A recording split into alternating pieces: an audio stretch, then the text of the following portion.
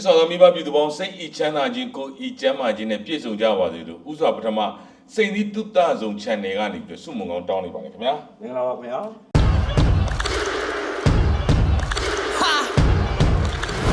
ဟုတ်ကဲ့ပါကျွန်တော်ညီကို၃ယောက်ဖြစ်တဲ့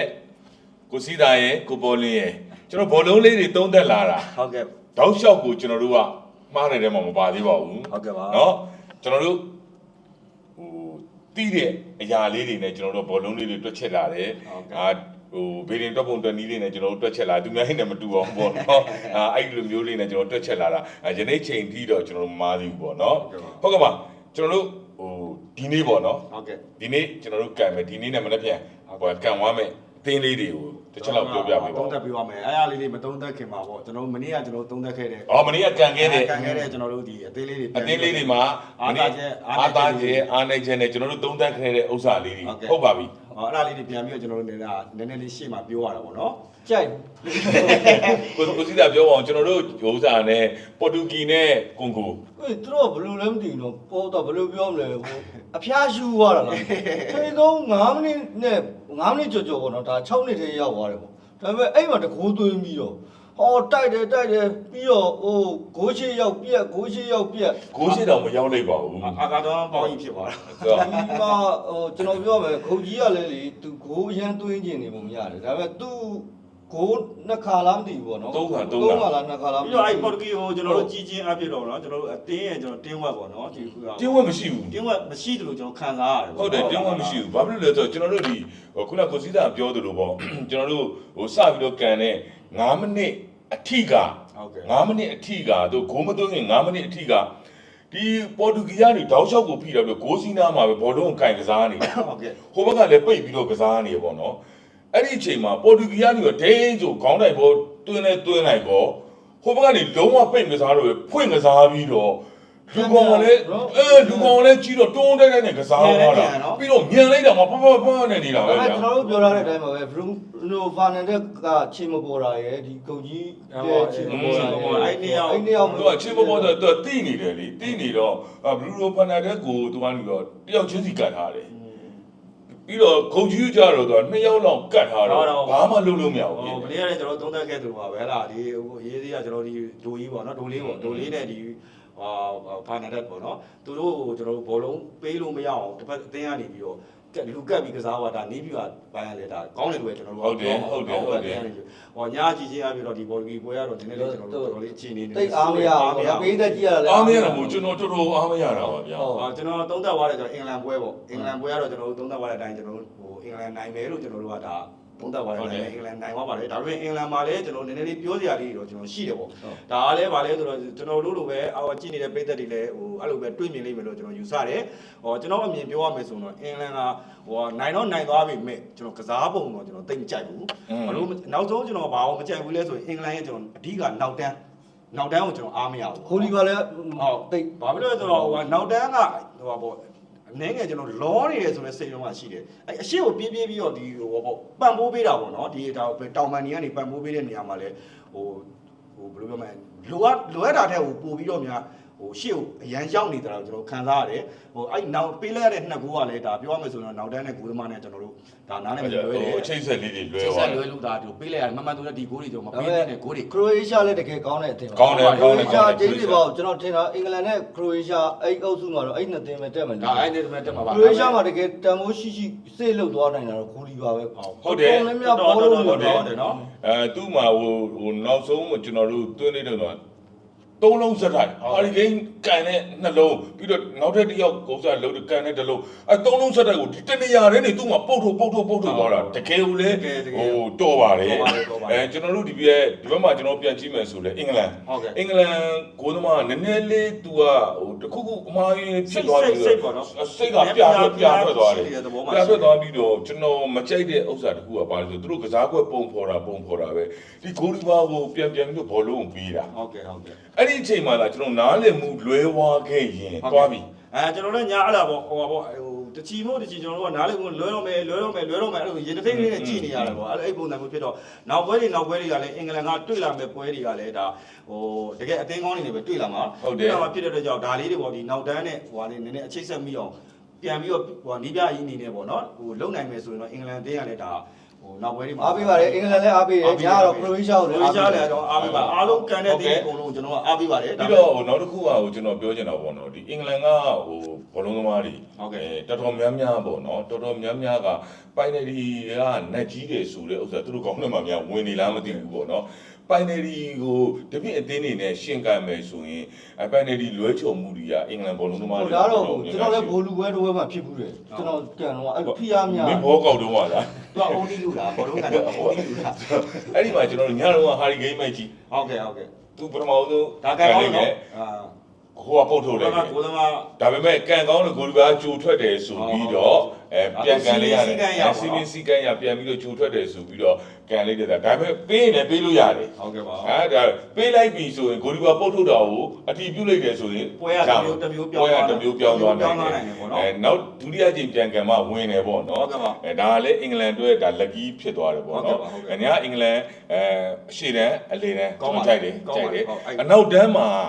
ကျွန်တော်အထိုင်အနေနဲ့ပေါ့နော်ကျွန်တော်ဟိုဥစားပေါ့နော်ဘက်ကအထိုင်အနေနဲ့တယောက်လို့ကျွန်တော်ထားဟိုအလဲအထိုင်အနေနဲ့ကျွန်တော်တယောက်လောက်ကျွန်တော်ထားစီချင်တာကျွန်တော်တို့ဟိုမန်ယူကနော်မန်ယူကကျွန်တော်တို့ဟိုခေါင်းကြီးကိုဒါပါလာမဲ့ဆိုရင်ဒီလောက်ထိကျွန်တော်တို့ပ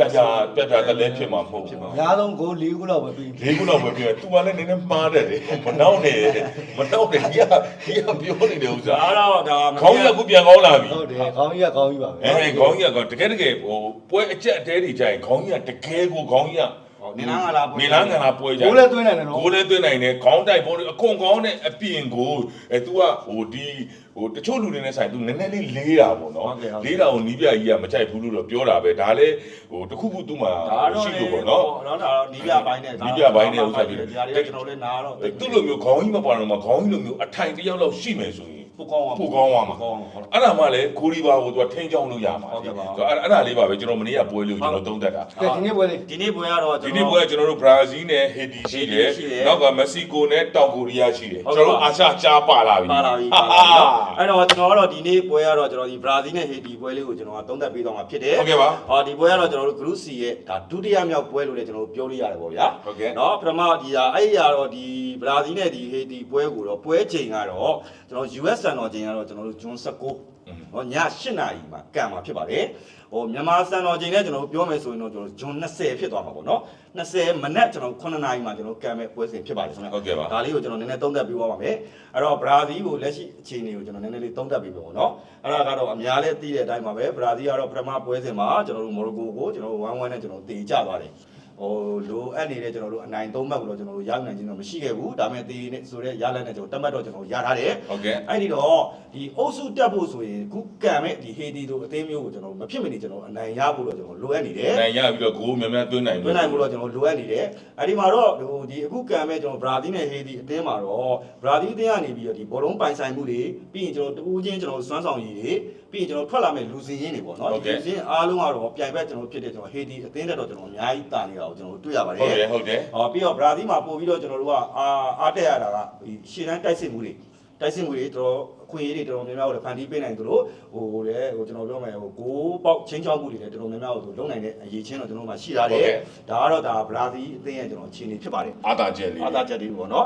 ဟေတီအသင်းရဲ့ကျွန်တော်အခြေအနေကတော့ဟေတီကတော့ကျွန်တော်ဒီစကော့တလန်ကိုကျွန်တော်တို့ Z1 နဲ့ပေါ့နော်ကျွန်တော်တို့ဒါပထမဆုံးပွဲမှာကျွန်တော်ရှုံးနေထားတယ်ရှုံးနေထားတော့လောဆယ်ဟေတီ ရှုံးနေတာမဟုတ်အဲ့ဒီဇီဝနဲ့ရှုံးနေတာ ရှုံးလာတာပေါ့နော်ရှုံးလာတဲ့အတွက်ကြောင့်ဒီပွဲတာထပ်ပြီးတော့ရှုံးမယ်ဆို မနိုင်တာလည်းပါ မနောက်နေစကားကောင်းပြောနေတာ ကျွန်တော်ပြောတာမဟုတ်လို့လား ဟုတ်တယ်လေမနိုင်တာနဲ့ရှုံးတာအတူတူပဲလို့အတူတူပဲ ဒီနေ့အဲ့လိုအတူတူပဲဆိုတဲ့ဥစ္စာလေးလူရှင်တော်ပြုတ်ကနေနေပါပြန်มาတာ ဒီမှာကျွန်တော်လူချင်းတော့မသွားတော့ဘူးပေါ့နော်စိတ်ကြီးဝင်သွား စိတ်ကြီးဝင်စိတ်ကဘယ်လောက်ရှိလဲ တော်တော်ကြီးတယ်ကောင်းနေသုံးရက်လောက်ပွားတာအဲ့တော့ဒီပွဲတာဟေတီကထပ်ရှုံးခဲ့မယ်ဆိုရင်တော့အုပ်စုပွဲကနေပြီးတော့ဒါဟို အောင်ပြလေးပေါ့ အောင်ပြလေးဖို့တော့အလွန်နီးစက်နေသွားပြီเนาะတော်တော်နဲ့နီးစက်သွားပြီလို့ကျွန်တော်ထင်တယ်ဒါပေမဲ့ဒီဟေတီလိုအသင်းကလည်းဒါဟိုကျွန်တော်တို့အာဖရိကအသင်း PP ပေါ့နော်ဟိုတူချင်းကျွန်တော်ကြမ်းခိုင်မှုကောင်းတယ်ပြီးရင်နောက်တန်းကျွန်တော်တို့ခုနပြောသလိုပါအာဖရိကတင်းတွေကနောက်တန်းကိုကျွန်တော်တော်တော်များများပိတ်ဆော့တယ်ပိတ်ဆော့တာများတယ်ပြီးမှကျွန်တော်တန်းတန်းကောင်းတာပေါက်တွေနဲ့ကျွန်တော်တို့ပြန်ကစားတယ်ဒီလိုလေးတော့ကျွန်တော်အားသာချက်လေးတော့ရှိတယ် ဟုတ်တယ်ဒီဥစ္စာဒီအာဖရိကအသင်းတွေကနောက်တန်းကိုအရင်ပိတ်ဆို့ နောက်တန်းကိုအရင်ပိတ်ဆို့ ကိုစီးသားရဲ့မျိုးသမီးဆိုနောက်တန်းပိတ်မဆော့ဘူး နှစ်ခုလုံးဝင်လာတယ် ဝင်လာမစက်တဲ့ နောက်ဟောရှိရောဝင်လာတယ်ပိတ်မစောဘူး ကျွန်တော်ပြောတာခင်ဗျားမျိုးသမီးပထမမျိုးသမီးဘောလုံးကန်တယ် ဟုတ်တယ်ဟုတ်တယ်သူကအဲ့လိုလို့ ဘောလုံးကန်တယ်သူကန်တယ်ပေါ့ပထမမျိုးသမီးတွေဒုတိယမျိုးသမီးတွေပြောကြမလို့ပါဘူး ဟုတ်လား မိမမွေးစားတာသုံးပါ ဟိုဒါလေးတက်ပြောရတာဗျာနော်အဲ့တော့ဒါဘရာဇီးမှာတော့ဒီစောက်ကြည့်ရမယ့်ကစားသမားတွေရှိပါတယ်ဒါလည်းပြည်သက်ကြီးတွေသိမှာပါဟောကျွန်တော်ဗီနီရှက်တို့ရာဘင်ဟာတို့နော်ပြီးတော့ဂီမာရက်ပြီးရင်မာကွန်ဟိုပြီးကွန်ညာစားတဲ့ဒီကစားသမားတွေရှိနေတယ် ကိုညာကကျွန်တော်တို့ဟိုရင်တော့မန်ယူပါ ဟုတ်တယ်မှန်ယူပါပဲ အဲ့ဒီမန်ယူပါပဲလေ ဒီလိုကြီးဘာဖြစ်နေရတော့အဲ့တော့ စိတ်မတော့ စိတ်မတော့ဒီလိုလားအဲ့တော့ဒီဘရာဇီးနဲ့ကံပဲဟေတီအသင်းမှာလည်းကျွန်တော်တို့ကစားသမားကောင်းနေရှိပါတယ်အဲ့တော့ကျွန်တော်နာဇွန်တို့ပီယောတို့စတဲ့ကစားသမားတွေရှိတယ်အခုကံပဲဒီဘရာဇီးနဲ့ဟေတီအသင်းရဲ့ကျွန်တော်နီးပြူပါပိုင်းလေးလို့နည်းနည်းပြောရမယ်ဆိုရင်တော့ဘရာဇီးကတော့ကျွန်တော်တို့4-3-3ပေါ့နော်ပုံစံမျိုးနဲ့ကျွန်တော်တို့ပွဲထွက်လာဖို့ဟိုအခြေအနေတော့ရှိနေတယ်ပေါ့နော်ဘောလုံးကိုကျွန်တော်တို့ဒီမှာကင်ပြီးစိတ်ကြိုက်ကျွန်တော်တို့ဒီကစားသွားမယ်လို့တော့ကျွန်တော်ထင်တယ်တကယ်လို့ဒါဘရာဇီးကနေပထမပိုင်းမှာကျွန်တော်ဂိုးစောရလိုက်မယ်ဆိုရင်တော့ဟိုကျန်တဲ့ဟိုဂိုးပြတ်သွားနိုင်တဲ့အနေအထားရှိတယ်ပေါ့နော် ဘောလုံးလည်းတိတ်မကင်ပါနဲ့လို့ဟိုဒီပိုင်နယ်ဒီစီးထဲမှာကင်မိရင်တော့ပိုင်နယ်ဒီပေးရတယ် ဘောလုံးပန်နာလီစီထဲမှာတော့မကင်ဘူးလေဟုတ်ဘရာဇီးကတော့ဗါလဲဆိုတောင်ပန်ဒီအားကိုးတာတောင်ပန်ဒီအားကိုးတော့တောင်ပန်ဒီကနေပြီးတော့ပဲဘောလုံးအများဆုံးယူပြီးတော့ကျွန်တော်တို့ဒီဘက်ဟိုဂိုးရလေးကိုကျွန်တော်တို့ပတ်မှုပေးမယ်ပေါ့နော်ဒီလိုနဲ့ကစားလာလို့တော့ရှိတယ်ဟေဒီအတင်းကတော့ကျွန်တော်တို့ဒါထွက်လာမဲ့ကျွန်တော်တို့ဟိုပေါ့ဟိုကစားသမားကတော့ကျွန်တော်တို့541ပေါ့ဒုမဟုတ်ကျွန်တော်တို့451ဒါကိုကြည့်ချင်းအဖြစ်ဟိုနောက်တန်းကိုတော်တော်ကြီးကိုကြည့်လေးလေးဖြစ်အောင်သူတို့ဟို စူစီရတယ် စူစီတော့မှခုနကပြောလို့တန်းတန်းကျွန်တော်တို့ဒီကောင်တာပေါက်တွေနဲ့ပဲဘရာဇီးကိုပြန်လဲပြီးခုခံမယ်လို့တော့ကျွန်တော်တို့ကဒီလိုပဲထင်ပါတယ် ဒါပေမဲ့ဟိုကျွန်တော်ထင်တယ်ဒီကောင်တာပေါက်တွေနဲ့ပြန်ခုကန်ရင်လည်းဘရာဇီးလိုအသင်းမျိုးသူတို့တော်တော် ရေရှည်တော့ကျွန်တော်တို့တောက်ခံနိုင်မဲ့အနေထားတော့ကျွန်တော်တို့မရှိဘူးပေါ့နော်ပြိုစင်းလာနေတဲ့အနေထားရှိတယ်အဲ့လိုပြိုစင်းလာတဲ့အချိန်မှာဘရာဇီးကတော့ရသလောက်ကျွန်တော်ကိုကျွန်တော်တွေးဖို့တော့လိုအပ်နေတယ်ပေါ့နော်အဲ့တော့ဒီဘရာဇီးနဲ့ဟေတီအသင်းမှာကျွန်တော်တို့ဒီဘယ်သူကနိုင်မယ်ဘယ်သူကရှုံးမယ်ဆိုတဲ့အချက်ကလေးတွေကိုကြည့်ရမယ်ဆိုရင်ဒီတော့ကျွန်တော်တို့ဘရာဇီးကနေပထမပိုင်းမှာကျွန်တော်ဂိုးစရလားမရလားတော့ဆိုတာလည်းကျွန်တော်ဒါအကျုံးဝင်နေတယ်ဒါလေးလည်းကျွန်တော်ချက်ကြည့်ရမယ်ပြီးရင်ကျွန်တော်တို့ဒီဟေတီရဲ့နောက်တန်းပေါ့နောက်တန်းကဒီဘရာဇီးတိုက်လာမဲ့တိုက်စစ်ကိုဟေတီနောက်တန်းကဘယ်လောက်ထိကျွန်တော်တို့ကျန်းခံပြီးတော့ကျွန်တော်တို့ခုခံနိုင်မလဲ ဒါကိုလည်းကျွန်တော်တစ်ချက်ကြည့်ရမယ်ကျန်တာတွေတော့ဟိုတူးချင်းဟိုဘောလုံးစွမ်းရည်တွေပါတယ်တော့ကျွန်တော်ဒီဟေတီနဲ့ဘရာဇီးမှာတော့ဒါအများကြီးတော့ကျွန်တော်ကွာတယ် ကွာပါတယ် အဲ့တော့ဒီနှစ်သင်းမှာကမဖြစ်မနေဘရာဇီးကလည်းဟေတီကိုနိုင်မှဖြစ်မယ်ဟိုဟေတီတင်းကလည်းဒီပွဲကိုကျွန်တော်ကရှုံးလို့မဖြစ်ဘူးသူတို့ကလည်းမနိုင်နိုင်အောင်ကျွန်တော်ကံမယ်နောက်ပိတ်ဆုံးသူတို့ကတော့မနိုင်ဘူးဆိုရင်တော့မှကျွန်တော်တေကြောက်အောင်သူတို့ကတော့လုံးပါပဲဟေတီတင်းကတော့ဒါခုခံပြီးကာကွယ်သွားမှာပဲအဲ့လိုအနေထားမျိုးဖြစ်ပေမဲ့လည်းအခုကျွန်တော်ဘရာဇီးရဲ့လူစင်းနဲ့အခုကံမဲ့ဟေတီတင်းရဲ့ကျွန်တော်လူစင်းကိုကျွန်တော်ပြန်လှည့်ပြီးတော့ကြည်ချင်းအပြည့်တော့ကျွန်တော်အနိုင်ရှုံးပြောရမယ်ဆိုရင်တော့ဘရာဇီးပဲပြက်ပြက်သားသားကျွန်တော်နိုင်သွားလိမ့်မယ်လို့ကျွန်တော်သုံးသပ်ပါတယ် ဟုတ်ကဲ့ပါ အနည်းဆုံးဘရာဇီးက 3-0 ဒါမှမဟုတ်ကျွန်တော်4-1ဒီလောက်ထိကိုကျွန်တော်တို့ကိုပြတ်သွားနိုင်မယ်လို့ကျွန်တော်ပြက်ပြက်သားသားကိုကျွန်တော်ခံမှန်းလိုက်တယ်ဗျာ ဟာ ဟုတ်ပါပြီ ဟုတ်ကဲ့ပါကျွန်တော်တို့ဒီကိုပေါ်လီကနေပြီးတော့ဘရာဇီးနဲ့ဟေတီပွဲလေးကိုကျွန်တော်တို့သုံးသပ်သွားတယ်သုံးသပ်ပြီးတော့ဒီကံမဲ့ပွဲချင်းအောင်ဗျာ ကံမဲ့ပွဲချင်းကကျွန်တော်ပြောခဲ့ပြီးပါပြီလေကျွန်တော်မြန်မာစံတော်ချိန်ကျွန်တော်ဂျွန်20ကျွန်တော်မနေ့9နာရီ တက်တက်ပြောင်းလိမ့်တာ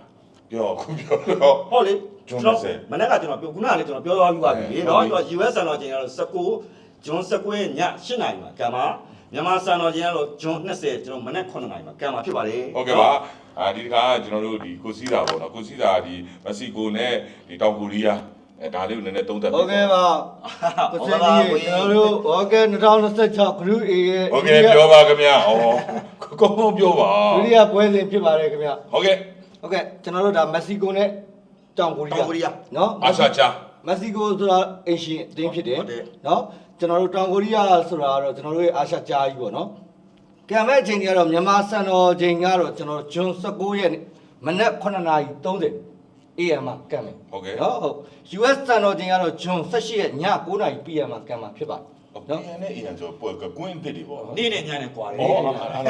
ဒီလို East Gate နဲ့ပြောတာ ဟုတ်ကဲ့ ဒါပေမဲ့ဒီနှစ်သင်းလုံးကတပွဲစီနိုင်ထားတယ်ကျွန်တော်တို့ Asian သုံးသက်စီလာတယ် Asian Mexico အသင်းကကျွန်တော်တို့ပထမပွဲစဉ်မှာတောင်အာဖရိကအသင်းကို2-0နဲ့နိုင်ထားတယ် နိုင်ထားတယ် ကျွန်တော်တို့အာရှကြားကြီးကလည်းတကယ်ကိုမှကောင်းပါတယ်ဆိုတော့ချက်အသင်းကို2 goal နဲ့အနိုင်ရရှိထားတယ် ဟုတ်ကဲ့ပါ ဒီနှစ်သင်းကတသင်းသင်းနိုင်ခဲ့လို့ရှိရင်အုပ်စုကိုဖြစ်ဖို့တေးတာပါပြီနော်အဲ့တော့ဒီ ကျွန်တော်တို့ထင်ပါတယ်သူတို့ဒီနှစ်သင်းရပဲကျွန်တော်တို့တက်မှာတယ် ဟုတ်တယ်ဟုတ်တယ် အုပ်စုတက်မဲ့တဲမှာမက္ကဆီကိုနဲ့တောင်ကိုရီးယားတော့တက်မှာပါ ဒီပွဲလည်းတော်တော်ကြည့်ကောင်းမယ်ပွဲ ဟုတ် မ ကဲ့ က်ဆီကိုအသင်းကတော့အိမ်ရှင်အသင်းဖြစ်တဲ့အတွက်သူကတော့ဖီအားနေတယ်ဘောလုံးကင်ကစားနိုင်တယ်တောင်ပန်ကနေထိုးပေါက်မှုတွေကောင်းတယ်ပထမပွဲတော့ကလင်းရှစ်ရထားတယ်နော်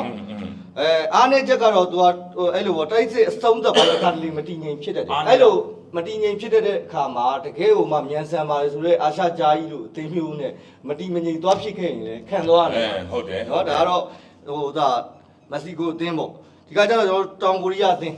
ကျွန်တော်တောင်ကိုရီးယားအသင်းကတော့ကျွန်တော်တို့ပြေးရရန်ကောင်းတယ်အသင်းလိုက်အဲ့လိုပေါ့အသက်ဆင်းလေးရန်ကောင်းတယ်တန်ပြန် အားကောင်းတယ် ကောင်းတယ် တန်ပြန်တိုက်စစ်အနေနဲ့ရှိတယ်ချက်ကိုနိုင်ထားလို့ယုံကြည်မှုတွေလည်းအယမ်းမြင့်နေတယ်နော်အယံမောင်းကြီးတယ်ဆိုပေမဲ့အနေငယ်အားနေတယ်မက္ကဆီကိုပေးတဲ့ဖီယာကိုတော့သူတို့တော်တော်လေးရင်ဆိုင်ရတယ် ဒါမှအေရှန်တော့ဒါအေရှန်ပြားကိုတော့သူတို့တော်တော်လေး အဓိကတိုက်စစ်မှုတွေပေါ့နော်အလေတန်းကစားသမားတွေအများဆုံးကြက်ခိုင်မှုကောင်းနေ ဟုတ်ကဲ့ အဲ့ဒါတော့တောင်ကိုရီးယားအသင်း ဟုတ်ကဲ့ နော်သူတို့ဒီမှာဒဏ်ရာရတယ်ဆိုတော့ကစားသမားနေတယ်တကယ်ဟိုမှာဟိုဒီပေါ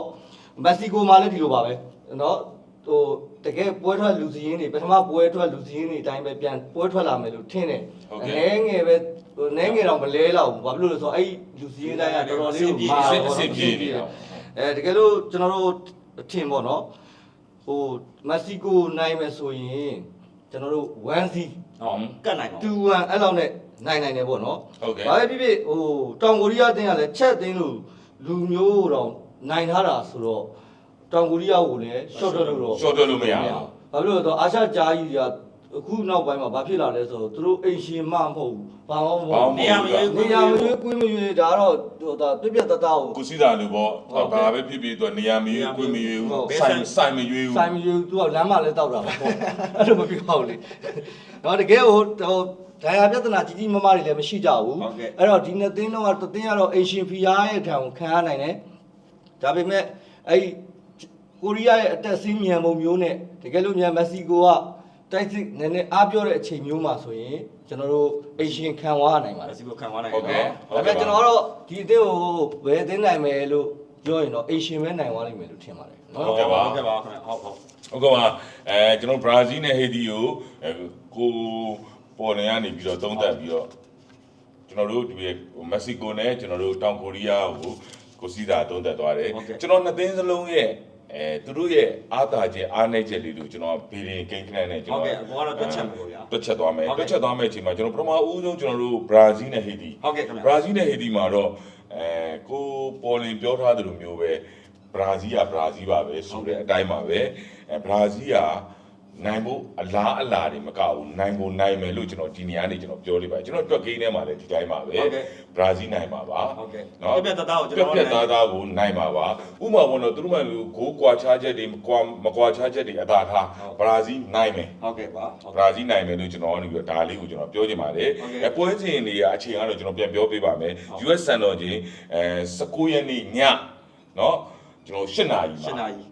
ဘရာဇီးနဲ့ဟေတီနဲ့ကန်ပြီးတော့မြန်မာစံတော်ချိန်